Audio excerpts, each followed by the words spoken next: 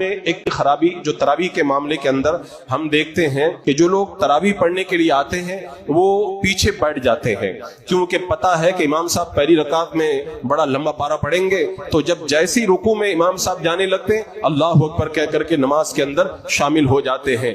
آپ کو معلوم ہے یہ طریقہ کس کا ہے؟ اللہ تبارک و تعالیٰ قرآن پاک میں فرماتا ہے کہ اذا قاموا الی الصلاۃ قاموا قصالی، یہ منافقوں کا طریقہ ہے کہ جب نماز کے لیے کھڑے ہوتے ہیں تو مرے جی سے کھڑے ہوتے ہیں۔ تو یہ مرا جی تو ہے کہ اللہ کا کلام پڑھا جا رہا ہے، نماز پڑھنے کا جو ثواب ہے اس کو چھوڑ کر کے بندہ پیچھے گپے مار رہا ہے اور جیسے رکوع میں جانے لگا ویسے ہی شامل ہو گیا۔ یہ مسلمانوں کا طریقہ نہیں ہے، یہ منافقوں کا طریقہ ہے۔ اس طریقے سے بھی اجتناب ہونا چاہیے۔ پھر تراویح کے معاملے میں ایک خرابی یہ بھی دیکھنے میں ملی، بہت سارے لوگ دوسری نمازیں کھڑے ہو کے پڑھتے ہیں لیکن تراویح میں بیٹھ جاتے ہیں۔ تراویح میں اگر کوئی عذر نہیں ہے، کوئی بیٹھ کر کے تراویح کی نماز پڑھتا ہے تو ایک روایت کے مطابق یہ مکروہ ہے، اور بہت سارے علماء نے فرمایا کہ نماز ہوتی ہی نہیں ہے۔ اگر کوئی عذر نہیں ہے بیٹھ کر کے تراویح پڑھے تو وہ نماز ہوتی نہیں ہے۔ اور پھر ایک خرابی تراویح کے حوالے سے یہ بھی دیکھنے میں آئی کہ چونکہ 20 رکعتیں ہیں تو لوگ جلدی کے چکر میں ارکان بڑی جلدی ادا کرتے ہیں،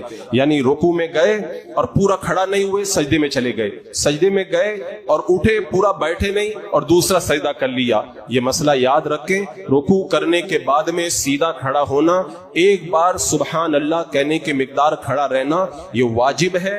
ایسے ہی ایک سجدہ کرنے کے بعد جب بیٹھتے ہیں تو ایک بار سبحان اللہ کہنے کی مقدار بیٹھنا یہ واجب ہے۔ اگر کوئی اس واجب کو ترک کرے گا، یعنی سیدھا کھڑا نہ ہو، سیدھا بیٹھے نہیں اور رکوع اور سجدے میں چلا جائے، اگر بھول کر کے کیا تو اخیر میں سجدہ سہو کرنا پڑے گا، اور جان بوجھ کر ایسا کر رہا ہے تب نماز اس کو لوٹانا واجب ہے، وہ نماز واجب الادا ہو جاتی ہے۔ یہ کتنا بڑا وبال ہے۔